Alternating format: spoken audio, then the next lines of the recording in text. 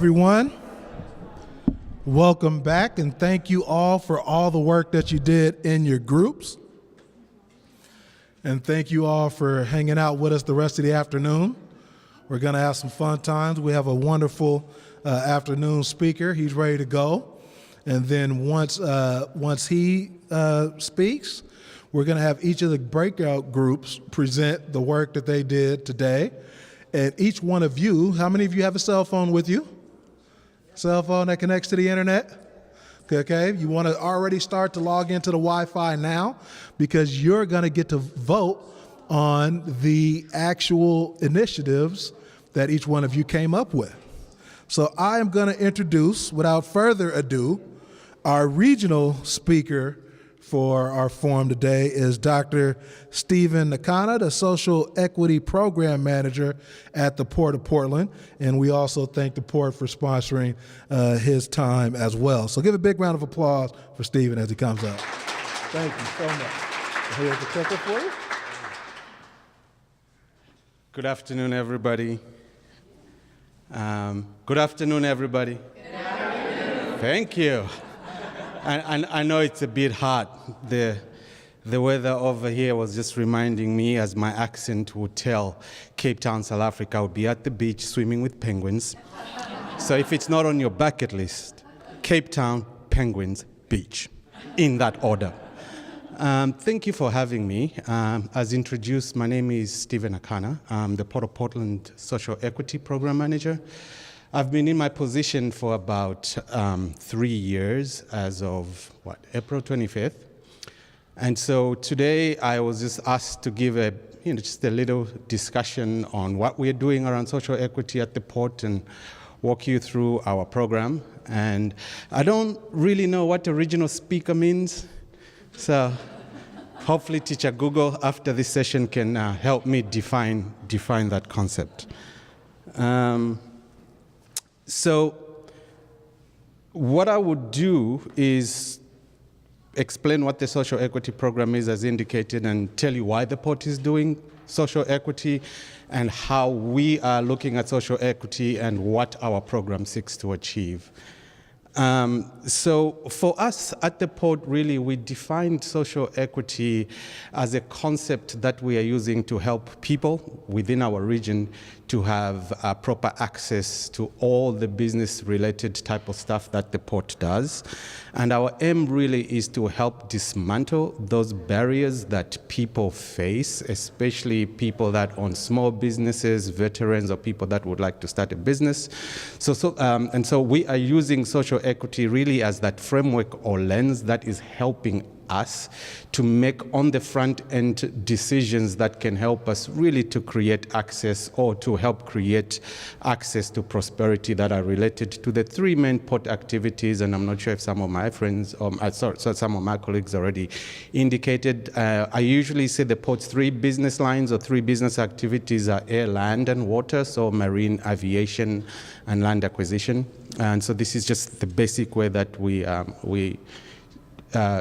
or rather how I explain what we do at the port.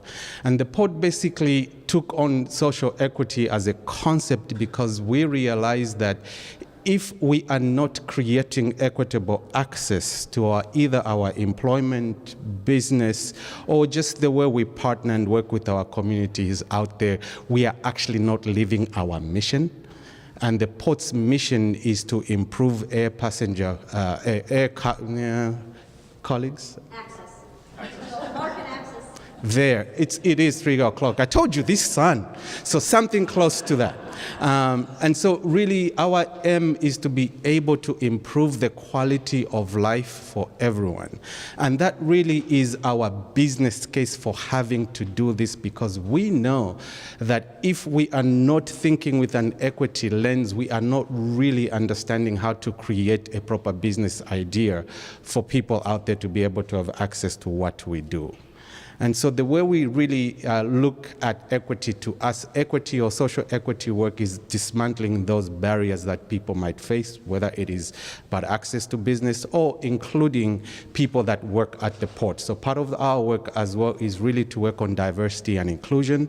I have a colleague of mine, Dottie Klingman, who really looks at our internal processes and how we hire, how we treat each other, or how we would really like to see the port functions for people of color, women, and everybody else that might not never had that similar access to whatever it is that we do. So this is, I'm not sure if you can read that. You can read that. There's really no need for me to try and talk exactly what is there, but here is the takeaway. If you have an environments or places that are not inclusive or welcoming, you are creating a business risk to your organization. What do I mean? I mean, basically, it is against the law to discriminate. You'll be sued, hence it's a risk, right?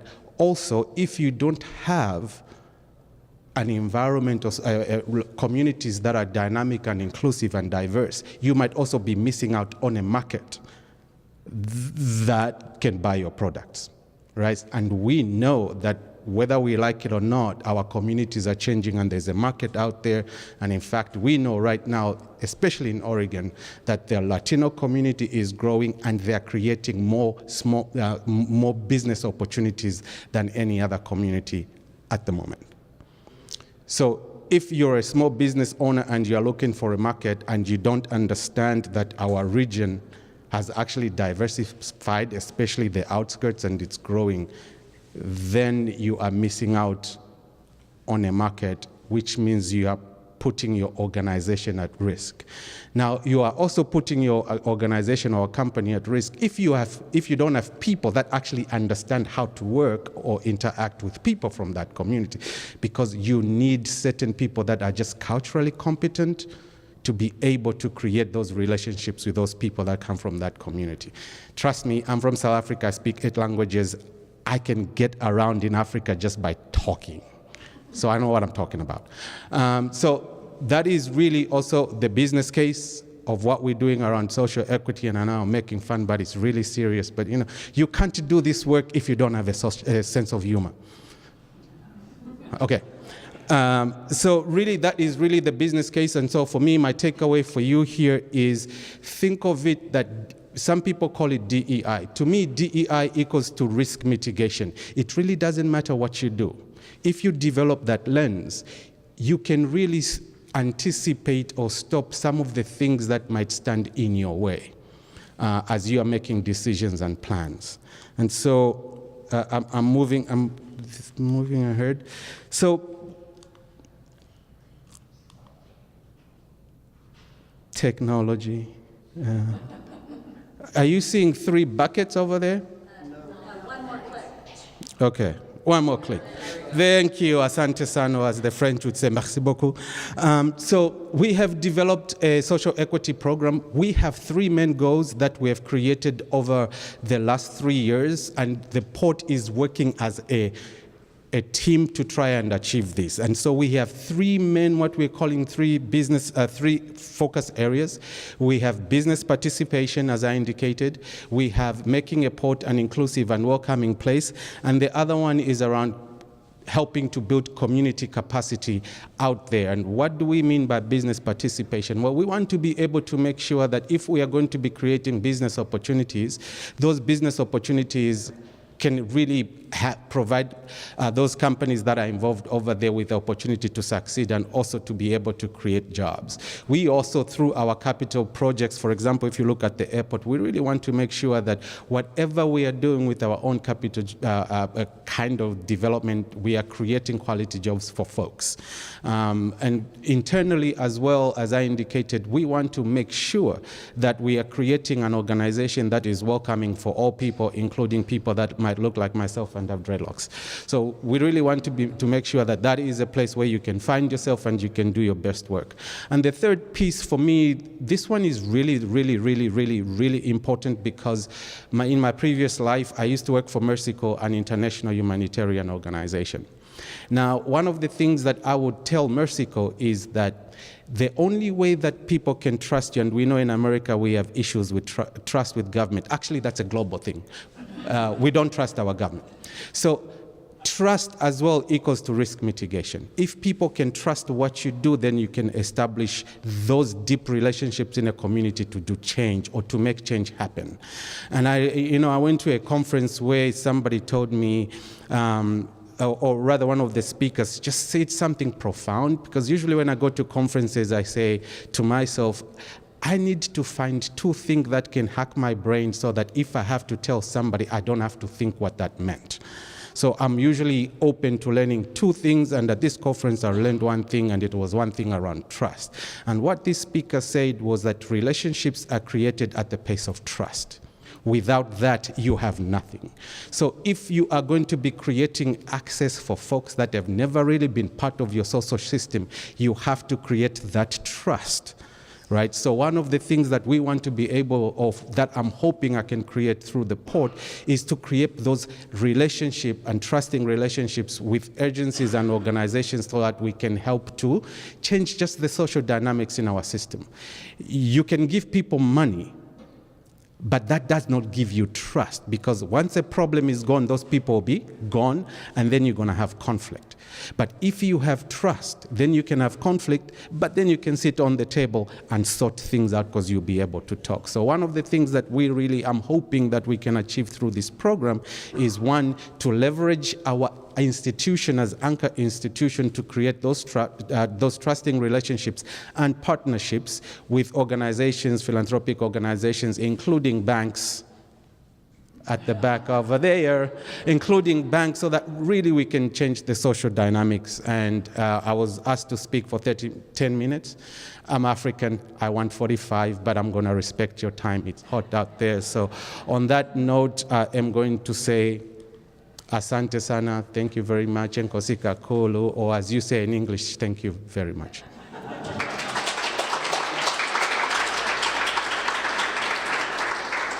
Am I supposed to take questions? You can take one. Okay, I can take, yes, jackpot. I can take one, going once, twice. Too much pressure. Who's your favorite port employee? Who's my favorite? Oh, you're looking at him. You know, if you don't know how to tap yourself on the back, you have a problem. I am the best port employee. Next.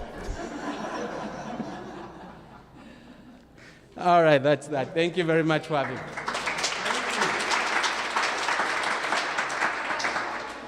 It is always hard to be the afternoon speaker because lunch has settled in and everything else.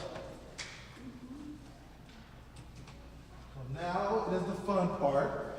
We are going to have our presentations. And make sure you have your phones out. Because we're going to do some fun things after each presentation. You're going to vote on the top initiatives.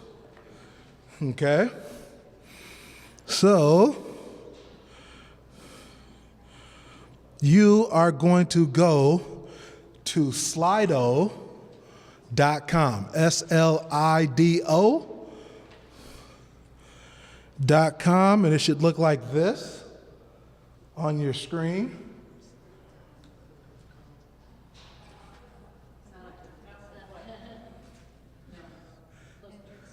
SLIDO. It's asking for a code. Yes, it's supposed to ask you for a code, so that's good. SLIDO. Yes. SLI.D. They should both send you to the same place. And the code, once I open up my other computer over here.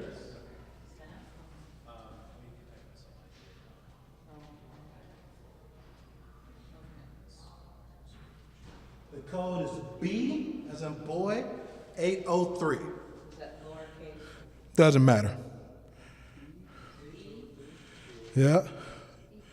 B.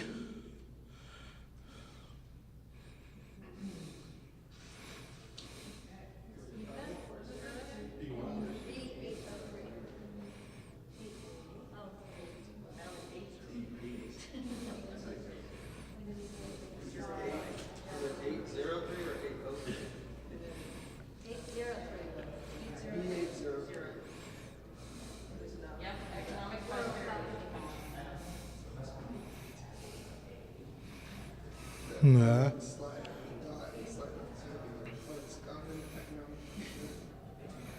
Nah.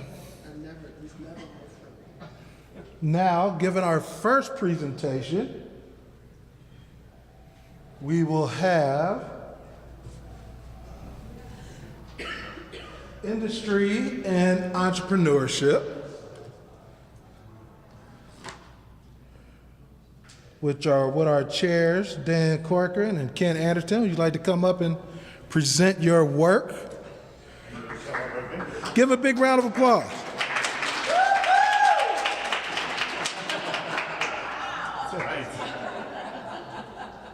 I told Dan he had to do this himself, so. He's already up there once today. I know, so have I, though. Oh, that's true. True. All right, so ours kind of connect together, so it feels like splitting them apart and voting. The first one was researching an area, multi-jurisdictional area that we have, similar to here, where you have various cities, a wide array of economics, businesses, and social diversity.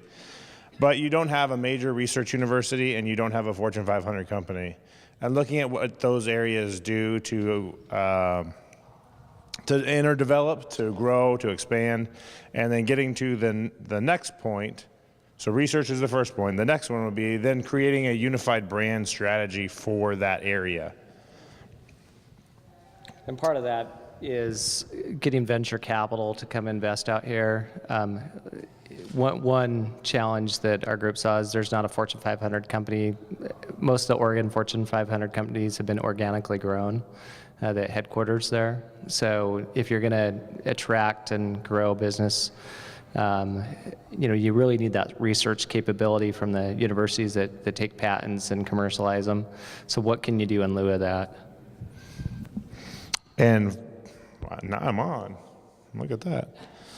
And then following that, creating a connection event for businesses and the community, but mainly businesses to other businesses in this larger area, so that you have that flow from a small business, a startup business, to a larger business that's in that same sector, and you have that mentorship and that growth projection where you build a culture around or a cluster of certain industries that are all interconnected.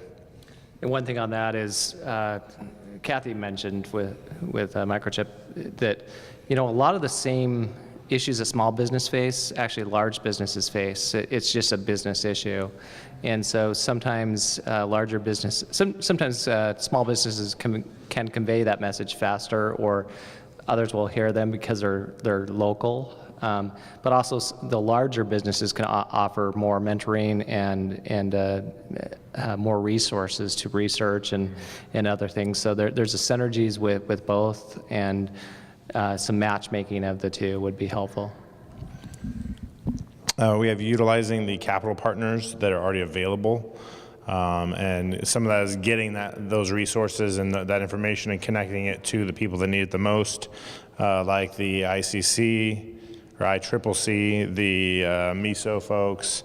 And last year we had that as one of the initiatives that came out of this, is getting more venture capital or startup funding or just funding for businesses. And as a result, we've actually reached out to more of the lenders that Chase was representing here, Wells Fargo, a few others. There's actually, most of them have community focus programs, is just connecting folks to those programs. So why not work with the folks that are already in our backyard and promote what they're doing and help them grow it. And lastly, we have maintaining the infrastructure and access to industrial lands that we have available, and a process to developing more industrial land. And you know, this one you would have thought I brought up, since that's the business I do at the port, but I didn't. Somebody else did it for me. So anyway, it's important. Employment land is fairly scarce throughout the Portland metro area. It's getting even more scarce. You know, we showed some impressive slides about, you know, how much capacity we have in building space. That building space will go away in less than a year in terms of, you know, absorption, and then we're left with some very difficult sites to develop. So there's your 5, Jarvis. Those are the 5, huh? You got them? Give him a big round of applause.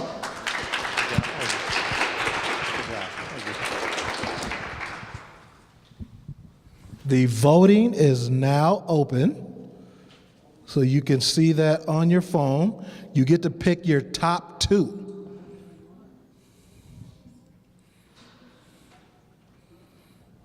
Well, let's say I'll pick 2. Let's go.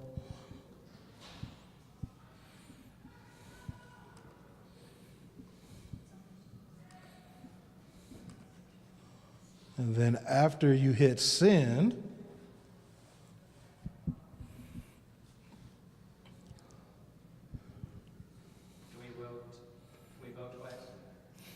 you vote once. Once you send, it takes it. So make sure you,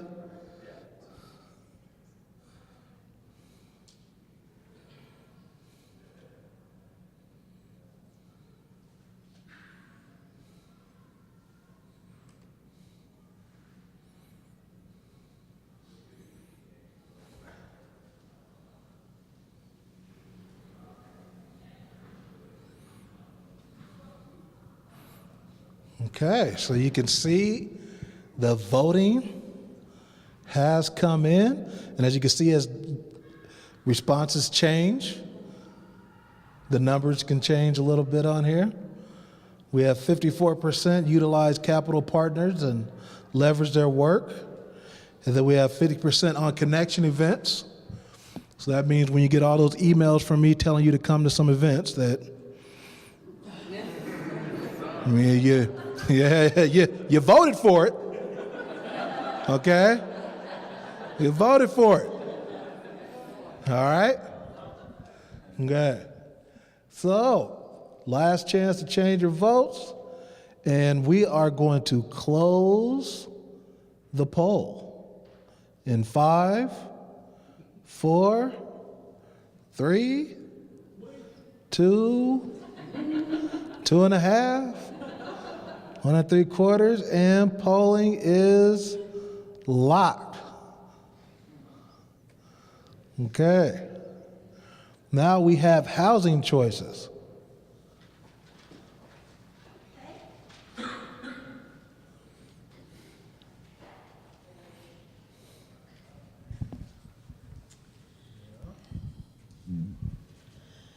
Well, I can't actually see the screen, but I think I have some notes that will work. So we had really, actually, I thought, a great, interesting, diverse group. Brian Monberg from City Gresham was our other co-leader with me, but he had to be downtown Portland for another meeting. So that's kind of his life, I think, these days.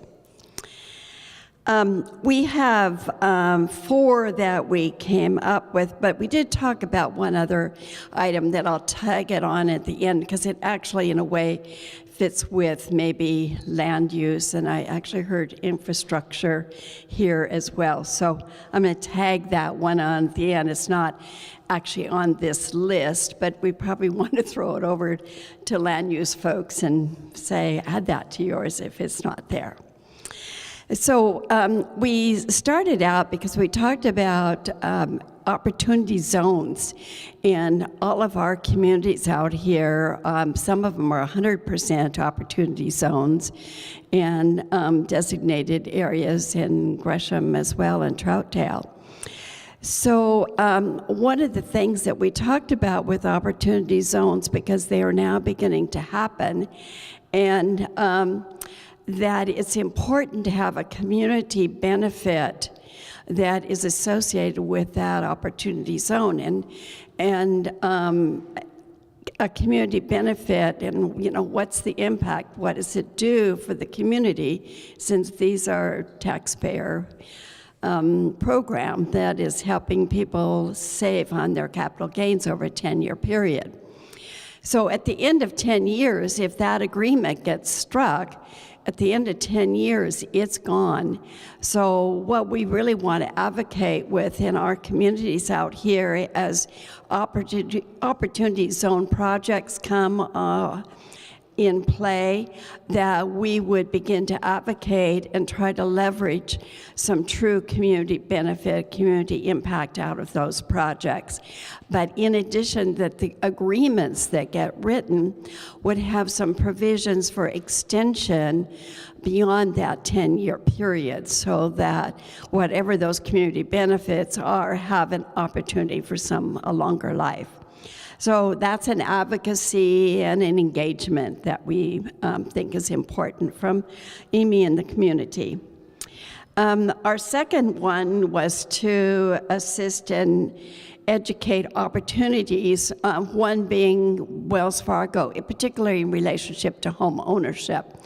And that home ownership still is that important step from having the first, I have a place to live, to the 2-3 steps that it takes in getting to home ownership. And Wells Fargo has a new program coming out in December with an opportunity for $20,000 to assist his down payment and costs with home ownership. And it's particularly aimed at that middle market, our teachers, our firemen, our policemen, that professional level that isn't up at the skyscraper income level. So we're excited about that. It's called LIFT. So we see that we have a role to assist and educate and help parties on both sides of the table, whether it's in the other realtor world or buyer or even seller world. Then our third one was to support a diversity of housing types, particularly for infill that we see will be coming with the state measure that we expect to get adopted. It's House Bill number 2001 that affects all communities of 10,000 or more in population. And the idea between that program is that in single-family neighborhoods, up to 4plexes can be built. So we want to really engage in policy discussions with our cities that would talk about toolkits for innovative models in order to have good design, a diversity of styles of home, types of homes. And with that, we understand the City of Gresham's in the midst of actually continuing with their innovative housing code and working with, they've had it in planning, but they haven't had it over in all of the public works parts. So they're well on their path to establishing a model, but Meyer Memorial has now working with organizations that will have 4, Hacienda being one of them, that are doing case studies. So those case studies would be on innovative type housing, and so we will want to be supporting that, but also really helping to bring the information back to our cities and the information from those 4 case studies that Meyer Memorial is doing. And then lastly, we recognize that our 3 cities with Home Forward and the City of Gresham has the plan that they're working on, and with the county's assistance as well. The Metro bond money is going to be spent, and our 3 cities is about 110 units Gresham is around about 181 units. So we want to be sure that the decisions will get made by the Metro Oversight Committee, but we think it's important that we be engaged, pay attention, and encourage and advocate to get the best product we possibly can with that Metro Bond. So that are our 4. The last one is we recognize that infrastructure is very difficult for our low tax-based cities out here, and that to get more housing, particularly to be able to move to home ownership, we have to have land that is got the infrastructure there, sewer and water and storm water. So we didn't put that on this list because we didn't think it was exactly a housing thing, but we recognize that assistance from sources outside of our cities for that infrastructure is going to be critical for future development. Thank you very much. The voting is now open.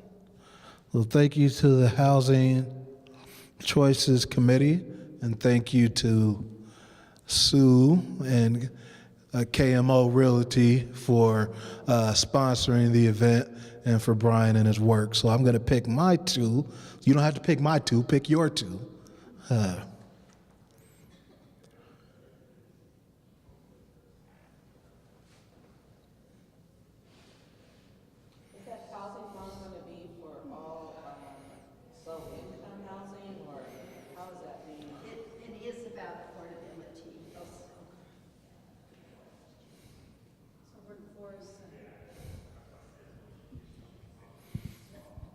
Yeah, so we got. I think the criteria is really set by your income level, but home floors involved with the 3 cities and their local criteria is what they're. So they have a tiered system, and they have certain qualifications per. They have different qualifications for their projects. So there's a percentage criteria for 0 to 30% in line if they want to get families off the streets and house them. And then there's criteria You get to go now?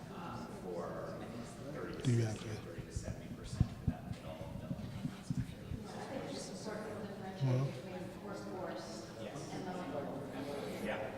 Good. It's looking like we have a tie. Is there any last votes that need to come in? You have 10 seconds to get your vote in.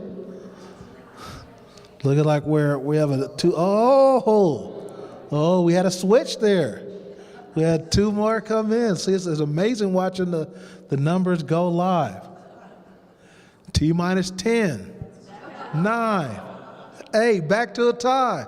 8, 7, 6, 5, 4, 3, 2. Any changes? Lock them in. Final answers? Oh! And we are locked. Okay. Land use and transportation and infrastructure. We got Steve coming up.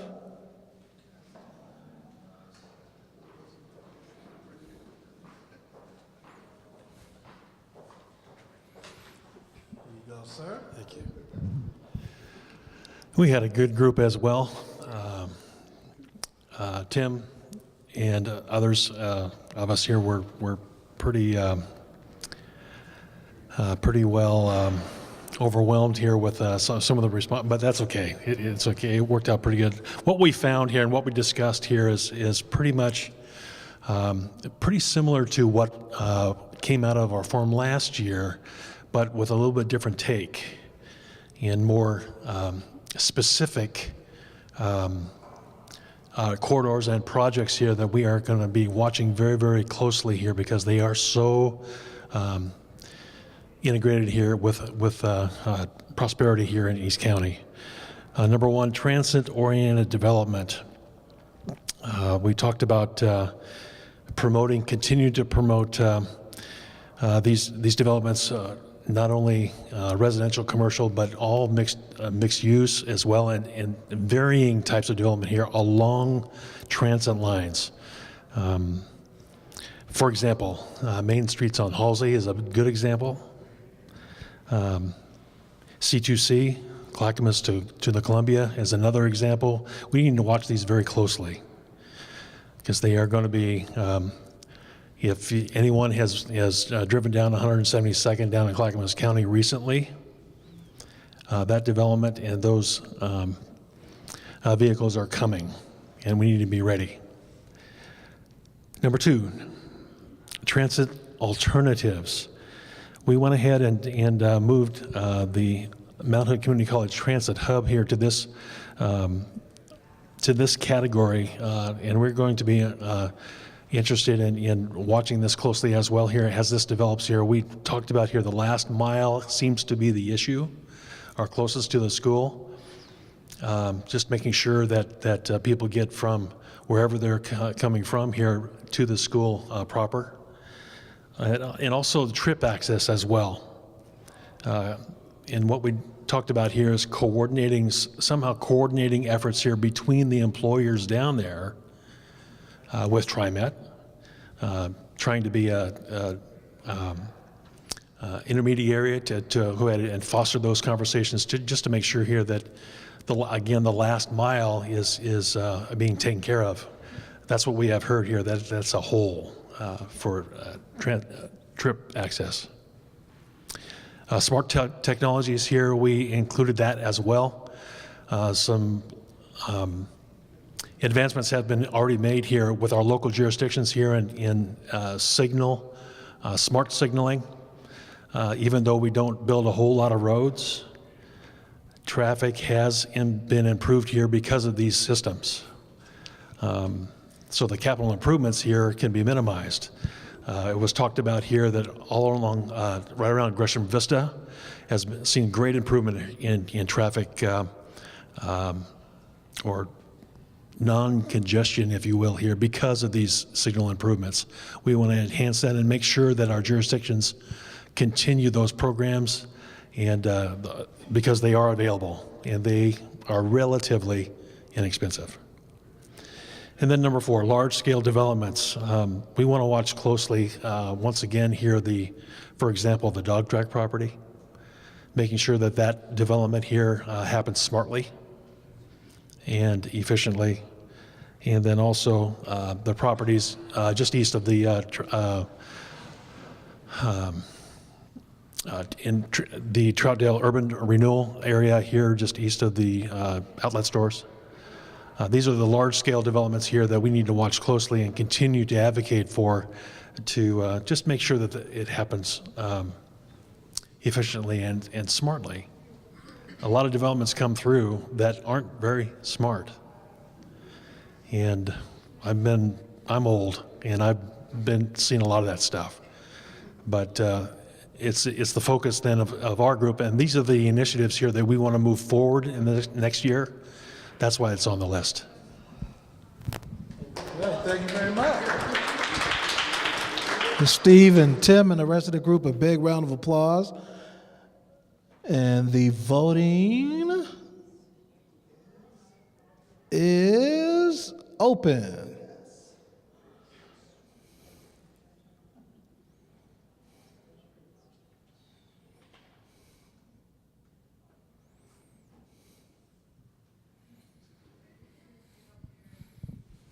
Oh, the results are moving. Oh, they're switching very fast. Thank you again, of course, to Axis Design Group and Harper, Hoff, Peterson, and Regellis. I got it!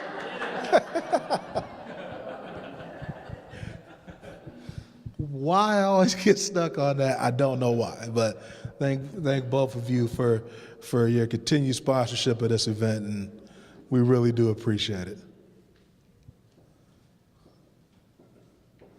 Yeah, we got 24 in. I know we had about 27 last time, so there's still a couple of holdouts. We look like transit-oriented development. We're looking at that as the top one so far. It's a close battle for second between transit alternatives and smart technologies. Is anybody going to flip a vote? Are we flipping it all anywhere? You have 10 seconds to lock in your answers. 10, 9, 8, 7, 6, 5, 4. I know this is a tough decision. This could change actual roads based on your vote here. You know, there may be another bridge built because of how you vote right here. 3, 2, 1, and the voting is closed. And education and workforce. Thank you, Dr. Scari and Mount Hood Community College for supporting. My pleasure. So I had the best group because they all worked independently, and when we came to report on strategic initiatives, they all had the same one. So, so I'm making your life really easy in that you only have 2 choices to make today. You only get to pick one. Oh, you didn't tell me that. Yes, Oh, okay. you can't pick your top 2 if there's only 2. I was being efficient. Okay. So the first one was Education and Workforce Collaborative. And the concept here was there's a lot of different groups that are doing a lot of different things. But as far as coordinated communication and identifying ways to leverage and share resources and information to better serve our community, it would be nice to have this collaborative that came together to kind of not only inventory, but then also list out and share the information so we could communicate it. This could actually be virtual. It doesn't need to be a physical space. The other conversation that we stopped because we weren't supposed to get into details is you could see this expand and you could focus first on the providers, but then actually move to those that you were trying to serve and support, which would include actually involving the clients or the students in the work. So that is the first one. And the idea here is because there's so many different resources, it can be overwhelming. And we were even learning in our breakout sessions of services that each of us didn't know. The lead partner on this would be Work Systems Inc., WSI. And then the supporting partners would be everybody else, schools, agencies, business, chambers, EMEA, everyone else that could come together that has a role in this. Team members have anything else to add on that? Okay. Then the second one was advocacy for transportation services and other creative mobility solutions, i.e. shuttles. And the idea here would be to organize, to advocate for improved mobility in East County that connects residents to education and jobs. So similar to the prior one on like the trip properties. Lead partner in this would be EMEA. And supporting partners would be primarily business and chambers. Any questions or anything else to add? Okay. There you go. Thank you very much. And the voting is open.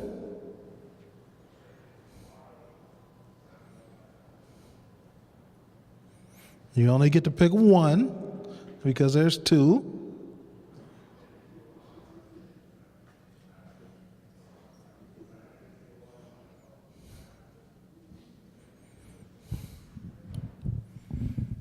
And we do appreciate Mount Hood Community College as one of the first sponsors of the event when we first had the idea just a little over a year and a half ago. I believe it was October of 2017, actually at a meeting at Mount Hood Community College where was the genesis of what we call these Metro Economic Prosperity Forum was hatched right at Mount Hood Community College. So we always appreciate the support. Make sure you write your state representative and your state senator to support community college funding, especially as we're at the end of the session. Make sure you do that. And if you're in the writing mood, let them know to stop messing around with House Bill 2408, I believe it is, and tell them stop messing with the opportunities, the enterprise zones, because that has a huge economic impact. Just since you're already writing them about the community college stuff. Okay. And there's a few more things. Talk to me later. We can tell you what else to write them about. Okay, it looks like this one's not going to be close. Now you realize everybody who votes for the collaborative, that means you all get to be a part of the collaborative. And which means I don't have, good thing it's at the end, because I don't have much juice on the computer, which I don't know how it doesn't have juice when it's plugged in, but my computer's been through a lot. So thank you all. We will close the polls there.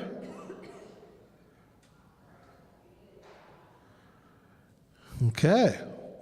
Thank you all for being a part of that process. Give yourselves a big round of applause for all that work you did.